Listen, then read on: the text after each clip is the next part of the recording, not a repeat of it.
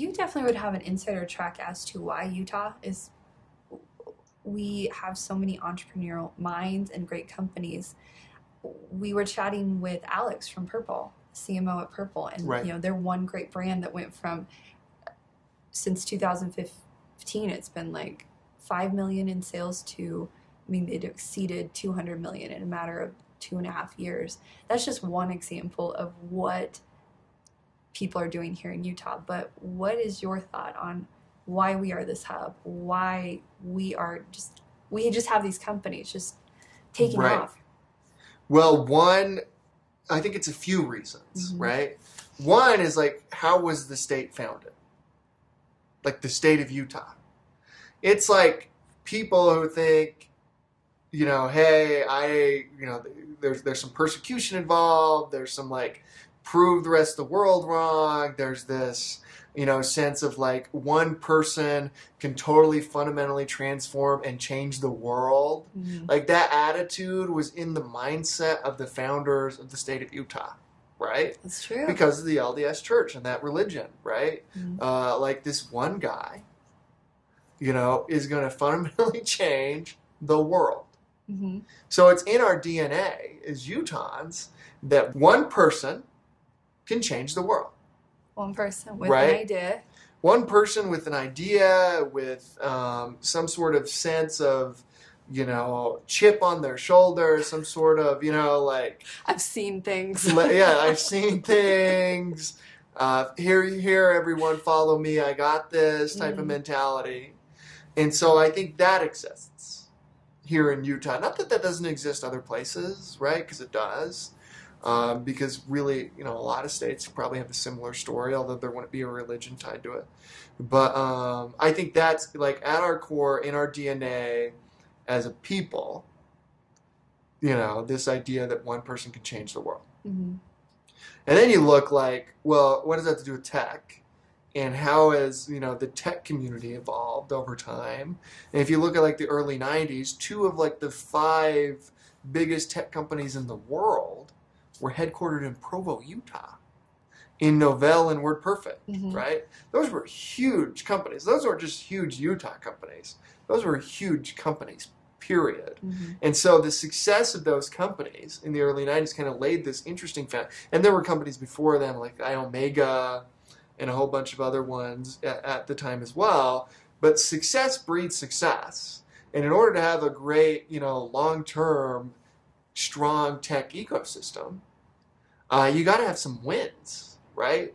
Silicon Valley is the absolute model for this. There's been so many wins that, when those companies win, when money is made, then that money is reinvested.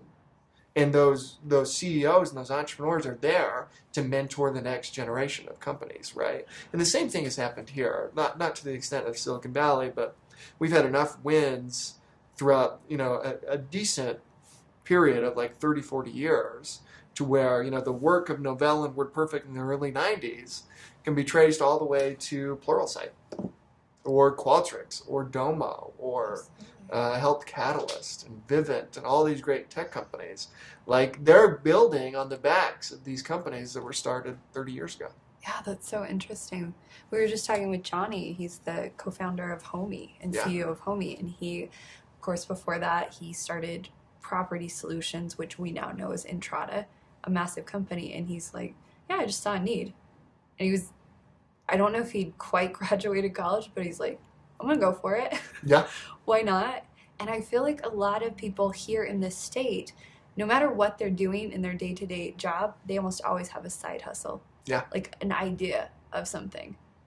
And you're probably right where that happens a lot more in in other states, but here sometimes it's out of necessity. Larger families, being one. Yeah, we like to have kids. Yeah, we have a lot of children here.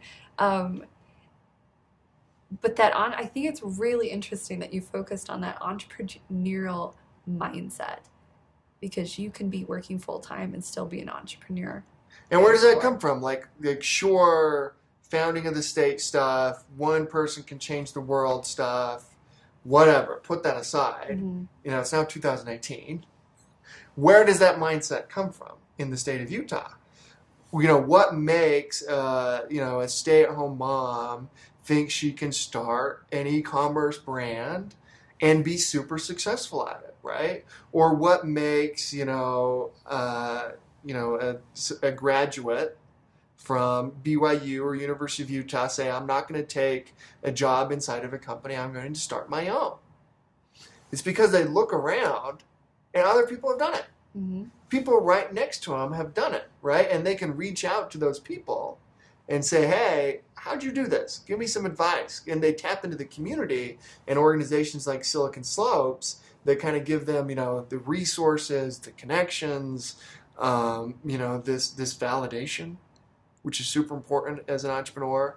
Like this validation, like, hey, you can do this, mm-hmm. and you should do this. And even though it's super lonely and 99% of the time you're going to hate it, there are other people just like you who are going through the same problems as you, and there's no shortcuts in it, and this is how you actually do it, mm-hmm. right? That's, I think, where, Utah is a little bit different, because we're also fairly small geographically. So we're all kind of like right next to each other. Yeah. Right? And so it's fairly easy to like pick up a phone or send an email and say, hey, how'd you do this? I'm interested in doing this as well. Right? And getting those connections and building that community and your own network, just makes it a little bit easier here than maybe other ecosystems, right? Yeah, you're absolutely right. It's hard to be what you can't see. Right. You're just trying to blaze a trail.